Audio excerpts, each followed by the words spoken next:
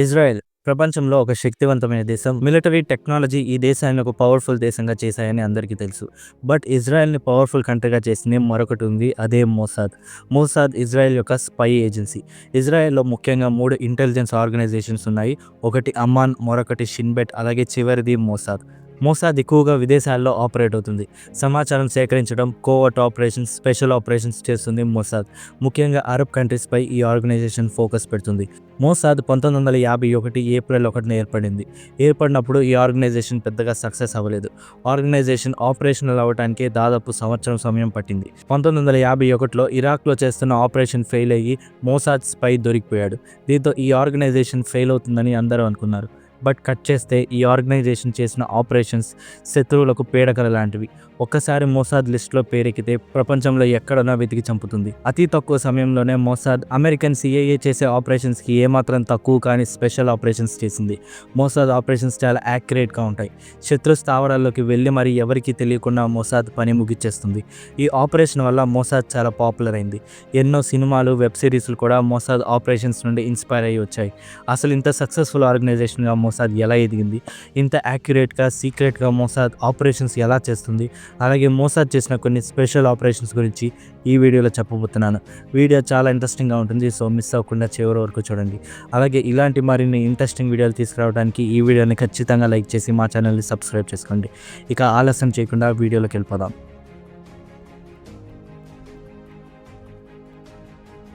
Mossad అనేది ఒక short form పదం. మోసాద్కి అర్థం central institute for intelligence and special operations. 1951లో ఇజ్రాయెల్ దేశాన్ని ఏర్పాటు చేసిన వ్యక్తి, అలాగే ఇజ్రాయెల్ మొదటి ప్రధాని అయిన డేవిడ్ బెన్ గురియన్ మోసాద్ని స్టార్ట్ చేశాడు. ఈ ఆర్గనైజేషన్ ఇజ్రాయెల్ డిఫెన్స్ మినిస్ట్రీ అలాగే ఫారెన్ మినిస్ట్రీ కింద ఉంటుంది. అరబ్ల దాడుల నుండి యూదులను కాపాడటానికి ఒక ఆర్గనైజేషన్ ఉండాలని యూదులు ఎప్పటి నుండో కోరుకునేవారు. దీంతో ఆ ఉద్దేశంతోనే మోసాద్ ఏర్పడింది. మోసాద్ ఏర్పాటు చేసిన తర్వాత బెన్ గురియన్ మాట్లాడుతూ, ఇజ్రాయెల్ ఏర్పడినప్పటి నుండి శత్రు దేశాల మధ్యలో ఉంది. ఏ దేశానికైనా డిఫెన్స్కి ముఖ్యమైనది ఇంటెలిజెన్స్.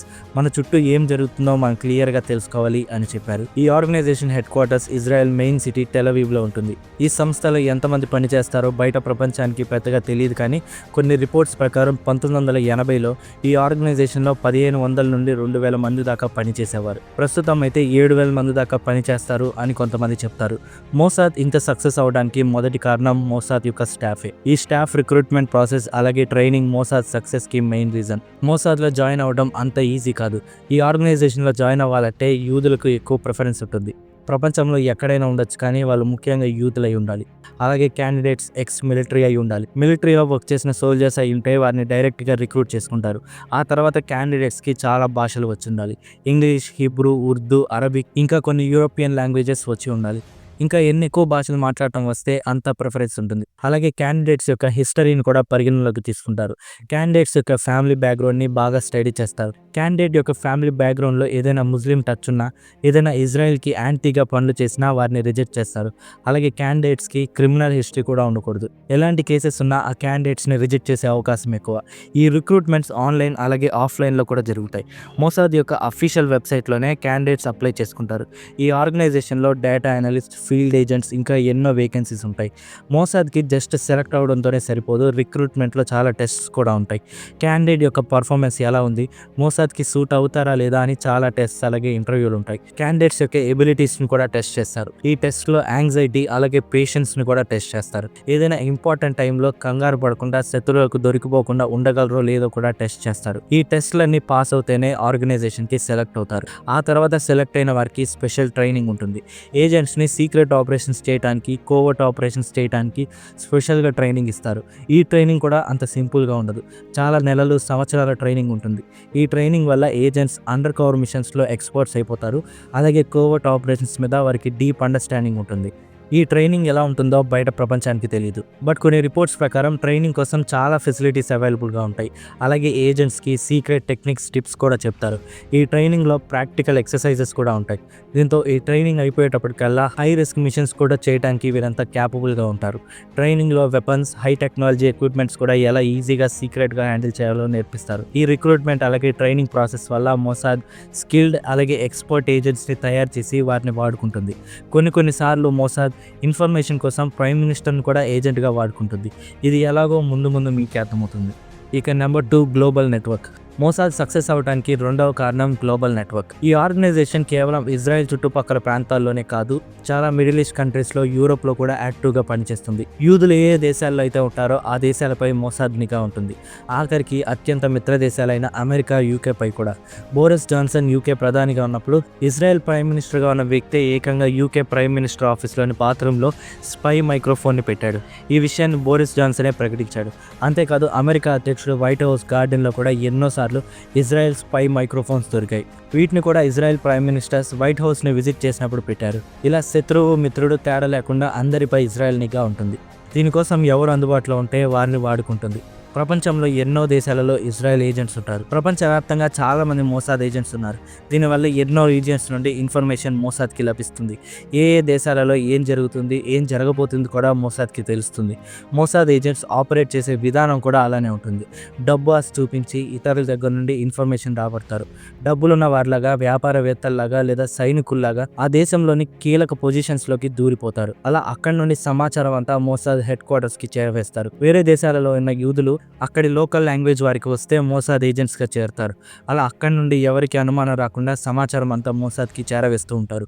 వీళ్ళకి తోడు ఫారెన్ ఇంటెలిజెన్స్ ఏజెన్సీస్తో కూడా మోసాద్ మంచి టైస్ కలిగి ఉంటుంది. ముఖ్యంగా ప్రపంచంలో అత్యంత శక్తివంతమైన ఇంటెలిజెన్స్ ఏజెన్సీ అయిన సిఐఏతో మోసాద్కి మంచి టైస్ ఉంటాయి.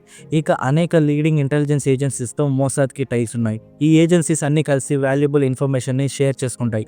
అలాగే స్పెషల్ ఆపరేషన్స్లో మోసాద్ సిఐఏ లాంటి ఏజెన్సీస్ యొక్క సపోర్ట్ తీసుకుంటుంది. కొన్ని అరబ్ కంట్రీస్తో కూడా ఇజ్రాయెల్ పీస్ డీల్స్ చేసుకుంటుంది. ఈ పీస్ డీల్స్ కూడా మోసాద్కి మిడిల్ ఈస్ట్లో సమాచారం రాబట్టడానికి మరింత ఉపయోగపడుతుంది. ఇక నెంబర్ 3 టెక్నాలజీ. ఇజ్రాయెల్ అంటేనే టెక్నాలజీకి ఫేమస్. ప్రపంచంలో వాడే చాలా ఎలక్ట్రానిక్ గ్యాడ్జెట్స్ ఇజ్రాయెల్ తయారు చేసినవే. దీంతో మోసాద్ దగ్గర అత్యాధునిక స్పై టెక్నాలజీ ఉంటుంది. సర్వేలెన్స్ డ్రోన్లు, స్పై శాటిలైట్లు, స్పై రోబోట్లు, మాల్వేర్, స్పైవేర్స్, అటాక్ డ్రోన్, ఇలా ఎన్నో మోసాద్ దగ్గర ఉన్నాయి. ఇంకా ఎన్నో ప్రపంచానికి తెలియని గ్యాడ్జెట్స్ కూడా ఇజ్రాయెల్ దగ్గర ఉన్నాయి.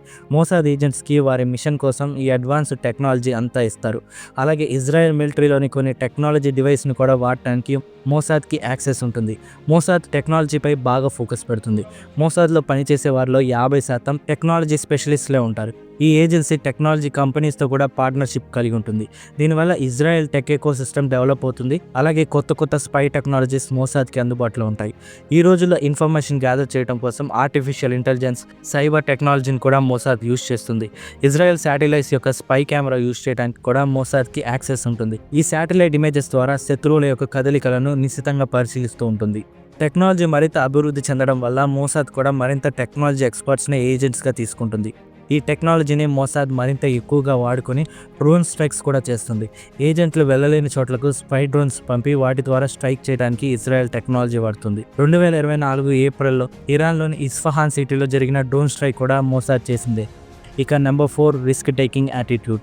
మోసాద్ సక్సెస్కి కారణమైన మరొక ఇంపార్టెంట్ విషయం risk taking attitude. Mossad agents risky మిషన్స్కి భయపడరు. దేశం కోసం చనిపోవడానికైనా వీళ్ళు రెడీగా ఉంటారు. చుట్టూ ఉండే శత్రు దేశాలలో ఇరాన్లో ఏజెంట్స్కి సీరియస్ థ్రెట్ ఉన్నా కానీ ఆ దేశం నుండి కీలక సమాచారం చేరవేయడానికి ఏజెంట్స్ అస్సలు వెనకడుగు వేరు. ఇరాన్ అడ్మినిస్ట్రేషన్లో, మిలిటరీలోని టాప్ లెవెల్స్లో మోసాద్ ఏజెంట్స్ ఉంటారు. బట్ వీళ్ళు ఒకవేళ దొరికితే సీరియస్ కాన్సిక్వెన్సెస్ ఉంటాయి. ఇరాన్ న్యూక్లియర్ ప్రాజెక్ట్ని ఇజ్రాయెల్ ఎప్పుడు చెడగొడుతూనే ఉంటుంది. చాలాసార్లు ఇరాన్ న్యూక్లియర్ సైంటిస్ట్ని కూడా చంపింది మోసాద్. ఇలాంటి రెస్క్యూ మిషన్స్ చేయడానికి కూడా ఏజెంట్స్ భయపడరు. అసాధారణ ఆపరేషన్స్ చేయడానికి వీరు ఏమాత్రం వెనకడుగు వేరు. ఇక నెంబర్ 5 ప్లానింగ్. మోసాద్ ఏ ఆపరేషన్ చేసినా షిన్బెట్, ఐడిఎఫ్తో కలిసి పర్ఫెక్ట్ ప్లానింగ్ చేస్తుంది. ఎలా పడితే అలా ప్లానింగ్ చేయరు. అన్ని ప్రాబబుల్ సినారియోస్ని ముందే అంచనా వేస్తారు. ఆపరేషన్ చేసినా ఎవరికి తెలియకుండా, ఎవరికి దొరకకుండా, ఆపరేషన్ మోసాదే చేసింది అనడానికి ఎలాంటి ఆధారాలు లేకుండా ఆపరేషన్ ముగిచ్చేస్తుంది. ఈ ప్లానింగ్ చాలా యాక్యురేట్గా ఉంటుంది. సరైన టైం కోసం ఎదురు చూస్తారు. ఆ టైం వచ్చినప్పుడే ప్లాన్ ఎగ్జిక్యూట్ చేస్తారు. మోసాద్ ఏదైనా ప్లాన్ ఎగ్జిక్యూట్ చేసేటప్పుడు ఇజ్రాయెల్ గవర్నమెంట్ ఆ సమయంలో టాపిక్ డైవర్ట్ చేస్తుంది. దీంతో శత్రువులు కూడా డైవర్ట్ అవుతారు. ఈ లోపల వెనక నుండి మోసాద్ చేయాల్సిందంతా చేసేస్తుంది. మోసాద్ ప్లానింగ్కి బెస్ట్ ఎగ్జాంపుల్ హమాస్ చీఫ్ని ఇజ్రాయెల్ చంపిన విధానం. ఈ అటాక్ ఎలా జరిగిందో, ఎవరు చేశారో కూడా ఇప్పటికీ ఎవరికీ తెలియదు. అంత పక్కా ప్రణాళికతో మోసాద్ ఆపరేషన్స్ ప్లాన్ చేస్తుంది. ఇక నెంబర్ 6 ఫీమేల్ ఏజెంట్స్. మోసాద్లో ఫీమేల్ ఏజెంట్స్ని కూడా రిక్రూట్ చేసుకుంటారు. ఫీల్డ్ ఏజెంట్స్ ఉమెన్ కూడా ఉంటారు. ఎక్కువ ఫీమేల్ ఏజెంట్స్ ఇంపార్టెంట్ మిషన్స్లో పాల్గొంటారు. ఎక్కువ మంది ఇరాన్లో స్పైస్గా పనిచేస్తారు. సాధారణంగా ఉమెన్ని ఎక్కువ డౌట్ చేయరు. అందుకే ఇంపార్టెంట్ ప్లేసెస్లో మోసాద్ ఫీమేల్ ఏజెంట్స్ని రిక్రూట్ చేస్తుంది. ఈ ఫీమేల్ ఏజెంట్స్ కేవలం ఇన్ఫర్మేషన్ గ్యాదరింగ్ మాత్రమే కాదు, శత్రువులను చంపే మిషన్స్లో కూడా పాల్గొంటారు. కొంతమంది ఇజ్రాయెలీ రైటర్స్ ప్రకారం 2010లో తెహ్రాన్లో ఇరాన్ న్యూక్లియర్ సైంటిస్ట్ కార్లో బాంబు పెట్టి చంపేశారు. ఆ బాంబు పెట్టింది ఒక ఉమెన్ ఏజెంట్. మోసాద్లో మెన్ చేసే ప్రతి ఆపరేషన్లో ఉమెన్ కూడా పాల్గొంటారు. కొంతమంది రైటర్స్ ప్రకారం వియన్నాలో ఉన్న సిరియన్ న్యూక్లియర్ సైంటిస్టులను కనిపెట్టడంలో కూడా ముఖ్య పాత్ర ఫీమేల్ ఏజెంట్స్దే. మోసాద్ కూడా ఫీమేల్ ఏజెంట్స్ని ఎక్కువగానే రిక్రూట్ చేసుకుంటుంది. హై ప్రొఫైల్ హత్యలకు మెన్ ఉమెన్ అనే తేడా ఉండదు. ఎవరు ఎక్కువ స్కిల్ఫుల్ అయితే వారికే మిషన్ని అప్పగిస్తారు. మోసాద్ చేసే రిక్రూట్మెంట్స్లో 50% ఉమెనే ఉంటారు. ఈ విషయం ఆధారంగానే తెహరాన్ అనే ఒక ఇజ్రాయలీ వెబ్ సిరీస్ కూడా వచ్చింది. ఇందులో ఒక Mossad female hacker Iran nuclear సైట్కి వెళ్ళి అక్కడ ఎయిర్ డిఫెన్స్ని డిస్ట్రాయ్ చేస్తుంది. బట్ ఇది ఒక ఫిక్షనల్ స్టోరీ అయినప్పటికీ మోసాద్లోని ఉమెన్ అంతే ధైర్యంగా ఉంటారు. ఇక మోసాద్ సక్సెస్లో ముఖ్యమైన వారు మోసాద్ చీఫ్స్ కూడా. మోసాద్ యొక్క చీఫ్స్ గురించి 1996 వరకు ఒక సీక్రెట్గా ఉండేది. బట్ 1996 నుండి ఇది మారింది. 1996లో ఇజ్రాయెల్ గవర్నమెంటే మేజర్ జనరల్ డానీ యాంటమ్ని మోసాద్ చీఫ్గా ప్రకటించింది. ఏర్పడిన దగ్గర నుండి ఇప్పటిదాకా 13 మంది చీఫ్స్ మారారు ఈ ఆర్గనైజేషన్కి. ప్రస్తుతం మోసాద్ చీఫ్ పేరు డేవిడ్ బర్నియా. ఇతన్ని ఇజ్రాయెల్ గవర్నమెంట్ మోసాద్ చీఫ్గా 2021లో ఎంపిక చేసింది. ఈ ఎంపిక చేసే పద్ధతి కూడా చాలా సీక్రెట్గా ఉంటుంది. ఈ ఎంపికలో క్యాబినెట్ లేదా పార్లమెంట్ యొక్క ప్రమేయం ఏమీ ఉండదు. Just Israeli PM, civil service advisory committee members, IDF chief, అలాగే మోసాద్ సీనియర్ మెంబర్స్ మాత్రమే ఈ ఎంపికలో పాల్గొంటారు. ఈ డైరెక్టర్స్ గతంలో సీక్రెట్ సర్వీస్లో అయినా పనిచేసి ఉంటారు, అలాగే ఐడిఎఫ్లో అయినా పనిచేసి ఉంటారు. ఈ 2 బ్యాక్గ్రౌండ్స్ నుండి మాత్రమే డైరెక్టర్స్ని సెలెక్ట్ చేసుకుంటారు. David Barnea ex army member. ఇతను ఐడిఎఫ్లోని మోస్ట్ పాపులర్ సైరత్ మత్కల్ యూనిట్లో కాంబాట్ సోల్జర్గా పనిచేశాడు. ఇలాంటి బ్యాక్గ్రౌండ్ ఉన్నవారు మాత్రమే మోసాద్ చీఫ్స్కి సెలెక్ట్ అయ్యే అవకాశం ఉంటుంది. మోసాద్ చీఫ్ యొక్క పదవీ కాలం 5 ఏళ్ల వరకు ఉంటుంది. బట్ కొన్ని సందర్భాలలో ఈ పదవీ కాలాన్ని ప్రభుత్వాలు పెంచుతాయి కూడా. ఈ మోసాద్ చీఫ్ ఒక్కొక్కరు ఒక్కో రకంగా ఉంటారు. వీరి ఆలోచనల వల్లే మోసాద్ ఈరోజు అంతా సక్సెస్ అయింది. ఇజ్రాయెల్కి మిత్ర దేశాలు కాకపోయినా ఆ దేశాల యొక్క agents, secret service directors Mossad చీఫ్స్తో మంచి సంబంధాలు మెయింటైన్ చేస్తారు. అలా ఈ మోసాద్ చీఫ్స్ నడుచుకుంటారు. కొంతమంది చీఫ్స్ ఇన్ఫర్మేషన్ గ్యాదరింగ్ మీద ఎక్కువ ఫోకస్ పెడతారు, మరికొందరు శత్రువులను లేపేయడం మీద ఎక్కువ ఫోకస్ పెడతారు. సీక్రెట్ ఆపరేషన్స్ చేయడానికి ప్లానింగ్లో మోసాద్ చీఫ్ది కూడా కీ రోల్ ఉంటుంది. మోసాద్ ఏర్పడిన తర్వాత మోసాద్ చీఫ్గా ఎంపికైంది రూవెన్ షిలోవా. బట్ ఇతను ఫెయిల్ అయ్యాడు. మోసాద్ ఆపరేషనల్ అవ్వడానికే సంవత్సరం సమయం పట్టింది. అలాగే మోసాద్ చేస్తున్న ఆపరేషన్ ఫెయిల్ అయ్యి ఇంటెలిజెన్స్ ఏజెంట్స్ని అరెస్ట్ చేశారు. దీంతో ఈయన సంవత్సరానికే పదవి నుండి తప్పుకున్నారు. ఈయన తర్వాత ఇసెల్ హరేల్ అనే మరొక వ్యక్తి మోసాద్ చీఫ్ అయ్యాడు. ఇతనే ఈ ఆర్గనైజేషన్ని ఒక పవర్ఫుల్ ఆర్గనైజేషన్గా మార్చాడు. ఈయన 11 ఏళ్ల పాటు పదవిలో ఉండి ఎన్నో సీక్రెట్ సక్సెస్ఫుల్ మిషన్స్ చేశాడు. ఈయన చేసిన వాటిలో ముఖ్యమైనది నాజీ వార్ క్రైమ్ అయిన మారువేషంలో తప్పించుకొని తిరుగుతున్న అడాల్ఫ్ ఐహ్మన్ని పట్టుకొని ఇజ్రాయెల్కి తీసుకొచ్చి చంపింది మోసాద్. ఇతను హోలోకాస్ట్ సమయంలో ఎంతో మంది యూదుల చావుకు కారణమయ్యాడు. అందుకే మోసాద్ ఇతన్ని టార్గెట్ చేసింది. ఇలా ఎన్నో సక్సెస్ఫుల్ మిషన్స్ ఇసర్ హరేల్ చేయగలిగాడు. ఇలా మోసాద్ యొక్క సక్సెస్లో డైరెక్టర్స్ది కూడా కీలక పాత్ర ఉంటుంది. ఇక మోసాద్ సక్సెస్లో మరో ముఖ్యమైనది బడ్జెట్. మోసాద్ యొక్క యాన్యువల్ బడ్జెట్ $3 బిలియన్. ఈ హ్యూజ్ బడ్జెట్ వల్ల మోసాద్ ఎలాంటి ఆపరేషన్ అయినా ఈజీగా చేయగలదు. ఈ భారీ బడ్జెట్ వల్లే మోసాద్ వెస్ట్రన్ కంట్రీస్లో సిఐఏ తర్వాత లార్జెస్ట్ ఏజెన్సీగా నిలిచింది. మోసాద్ ఏజెంట్స్కి శాలరీ కూడా బాగా ఉంటుంది. బయట హై ఎంప్లాయిడ్ పర్సన్కి వచ్చే శాలరీ కంటే డబుల్ ఉంటుంది మోసాద్ స్టాఫ్ శాలరీ. అందుకే స్టాఫ్ కూడా ఎఫిషియెంట్గా పని చేయగలుగుతున్నారు. ఇక మోసాద్ని పాపులర్ చేసింది మోసాద్ చేసిన సక్సెస్ఫుల్ మిషన్సే. మోసాద్ చేసిన సక్సెస్ఫుల్ మిషన్స్ చాలా ఉన్నాయి. వాటిలో ముఖ్యమైనది operation wrath of God. Munich ఒలింపిక్స్లో ఇజ్రాయెల్ ఒలింపిక్ టీంలోని 11 మంది అథ్లెట్స్ని చంపిన వారిని వెతికి చంపడమే ఈ ఆపరేషన్. ఈ ఆపరేషన్లో ఇజ్రాయెలీ చావులకు కారణమైన 5 PLA లీడర్స్ని మోసాద్ ఏజెంట్స్ అలాగే సైరత్ మట్కల్ యూనిట్లోని కమాండోస్ సీక్రెట్గా బీరూట్లోకి దూరి కాల్చి చంపారు. ఇలాంటిదే ఇంకొక ఆపరేషన్ కూడా ఉంది. అదే ఆపరేషన్ థండర్ బోల్ట్. 1976 జూలై 27న ఇజ్రాయెల్లోని టెలవీవ్లోని బెన్ గురియన్ ఎయిర్పోర్ట్ నుండి టేక్ ఆఫ్ అయిన ఎయిర్ ఫ్రాన్స్ ఫ్లైట్ 139ని PLA తీవ్రవాదులు హైజాక్ చేశారు. ఈ ఫ్లైట్లో చాలామంది ఇజ్రాయెల్కి చెందిన ప్రయాణికులు, యూతులు ఉన్నారు. హైజాకర్స్ ఇజ్రాయెల్ ప్యాసింజర్స్ని రిలీజ్ చేయడానికి ఇజ్రాయెల్ జైళ్లలో ఉన్న చాలామంది తీవ్రవాదులను విడిచిపెట్టాలని, అలాగే పెద్ద మొత్తంలో డబ్బు ఇవ్వాలని డిమాండ్స్ పెట్టారు. హైజాకర్స్ ఇజ్రాయెల్ని తక్కువగా అంచనా వేశారు. ఇజ్రాయెల్ ప్యాసింజర్స్ కోసం పెట్టిన డిమాండ్స్ అన్నింటినీ ఫుల్ఫిల్ చేస్తుందని హైజాకర్స్ అనుకున్నారు. బట్ ఇజ్రాయెల్ గవర్నమెంట్ ఆ పని చేయలేదు. ఇజ్రాయెల్ మోసాద్కి పని పెట్టింది. ప్యాసింజర్స్ని ఉగాండాలోని ఎంటెబే ఎయిర్పోర్ట్లో ఉంచారని తెలుసుకొని అక్కడికి వెళ్ళి మిలిటరీ ఆపరేషన్ చేసి ప్యాసింజర్స్ని తిరిగి వెనక్కి తీసుకొచ్చింది ఇజ్రాయెల్. ఇది చరిత్రలోనే one of the biggest hostage rescue operation. ఈ ఆపరేషన్ ఒక యాక్షన్ డ్రామా లాగా ఉంటుంది. ఈ ఆపరేషన్ థండర్బోల్ట్ గురించి మరింత డీటెయిల్గా సపరేట్ వీడియో చేశాను.